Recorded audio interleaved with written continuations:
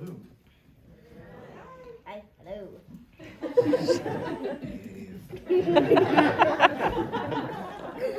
So, this story begins in New Fairfield, Connecticut, in a house that I no longer live in.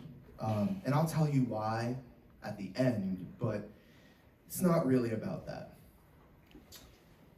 It was February of 2014. Me and my wife, Danielle, were getting our then 10-month-old daughter, Luna,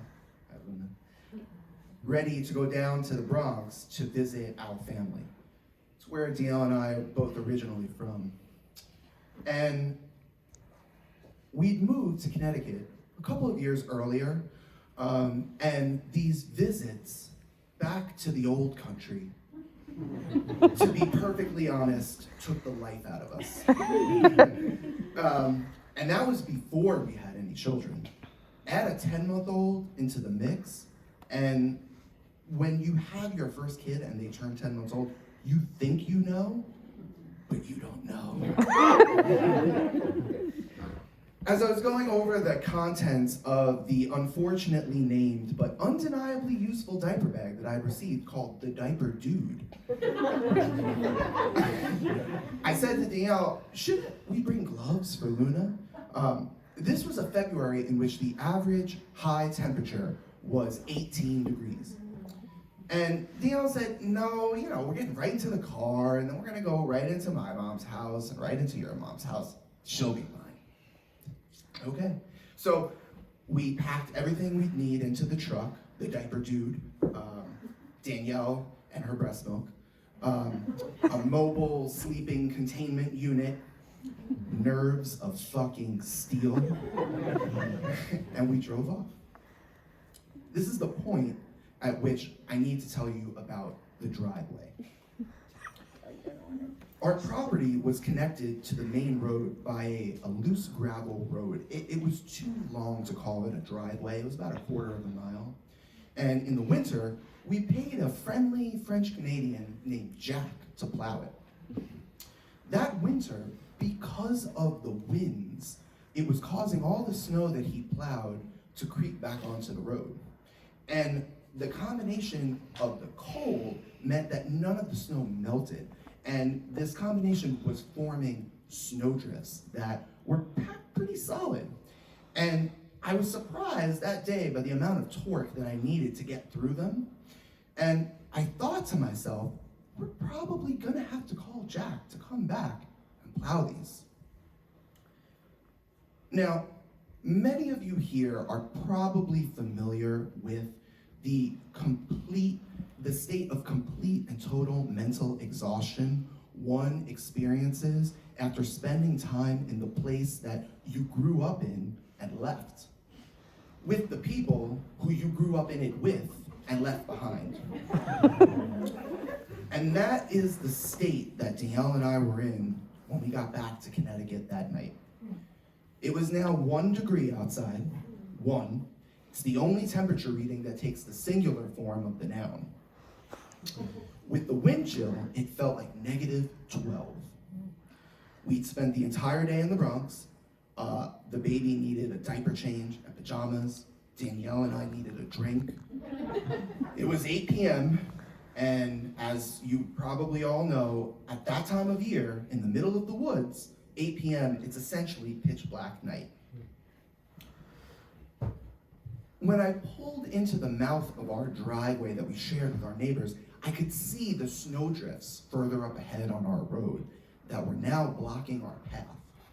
And they were 2 feet deep. Now, I take pride in my ability to maneuver a car in the snow. I came of driving age, getting hand-me-down cars into and out of snowy situations in the Bronx. So I figured with a brand new 4-wheel drive V6 pickup truck that I shouldn't doubt myself for a second. I should have. Because with visions of pickup truck commercials in my head, right? Blasting through snowy landscapes in my mind, I gave the truck full gas and promptly got us stuck in reality. Now, my wife and I, we have a really good marriage, right? We've known each other since high school. And she describes my hands as not meant for fine detail work.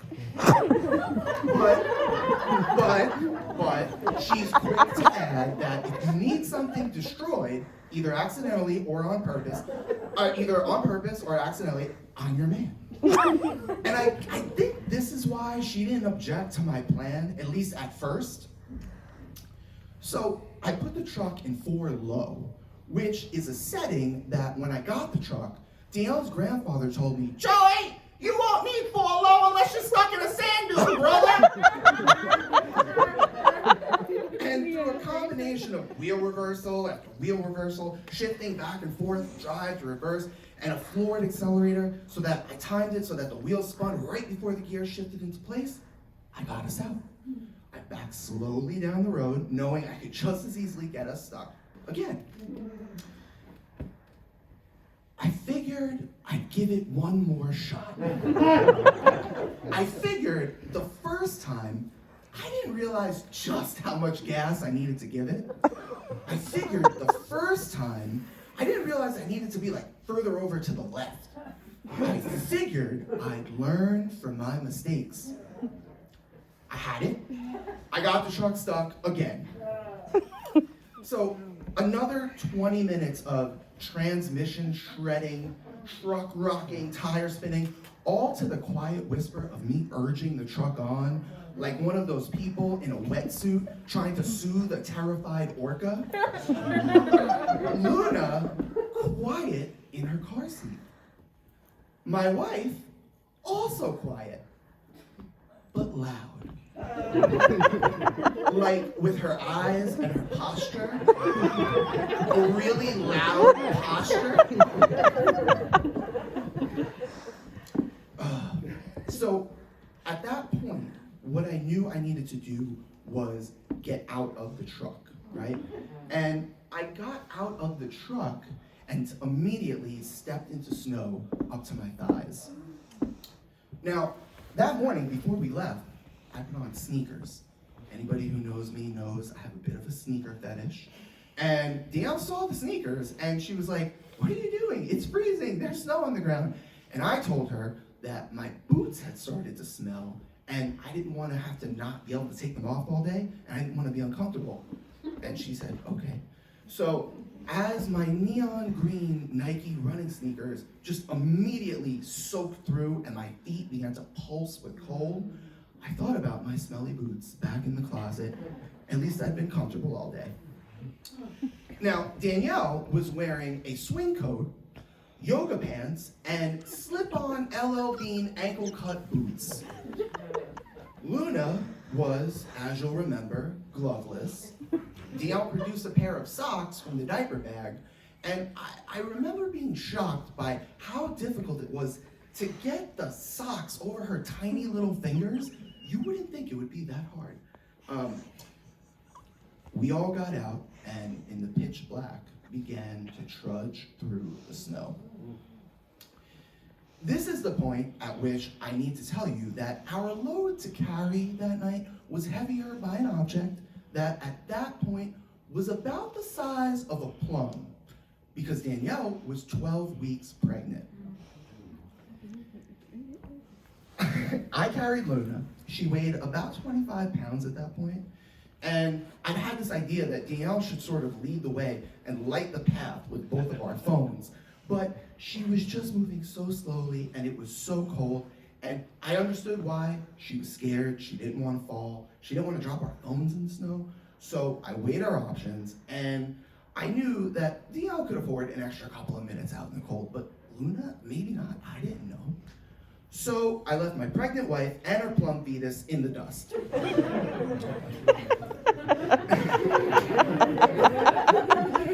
The snow drifts were so solid at points that I was able to walk on top of them without breaking through.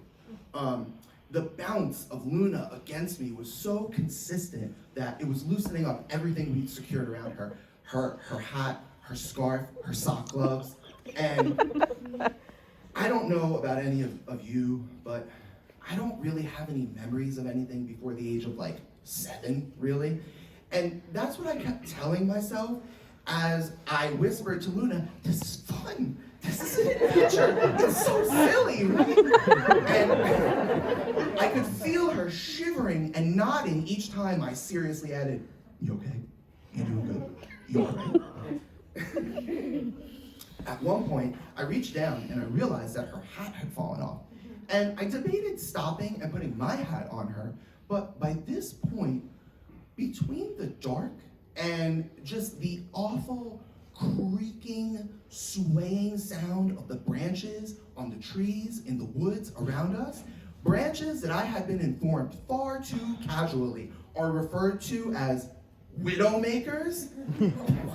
I'll be honest, I was kind of scared too. By the time we hit the final curve in the road, I could see our house. I ran. I held Luna tight and I ran. I had never before had such clarity of thought.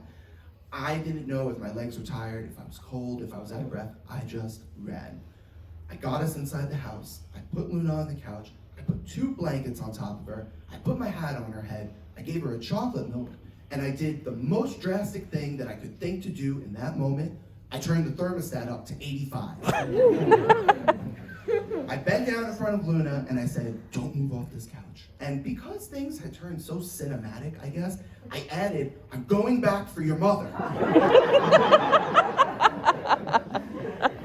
Now, I didn't get too far back up the road before I could hear Dale, who was like equal parts sobbing and cursing my name.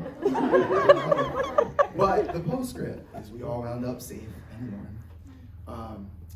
When I wrote a version of this piece for my podcast 8 years ago, I thought I knew the lesson that I was supposed to take from the ordeal, but I had no idea what was coming.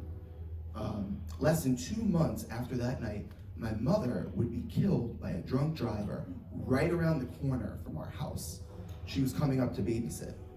And a year after that, we sold that house. We were just tired of living near this incident. And we moved to Cold Spring, to a house with a far less treacherous driveway. The plum fetus became a fully realized child by Marla. And we were just having so much fun, we figured, what the hell? We added one more to the collection after that.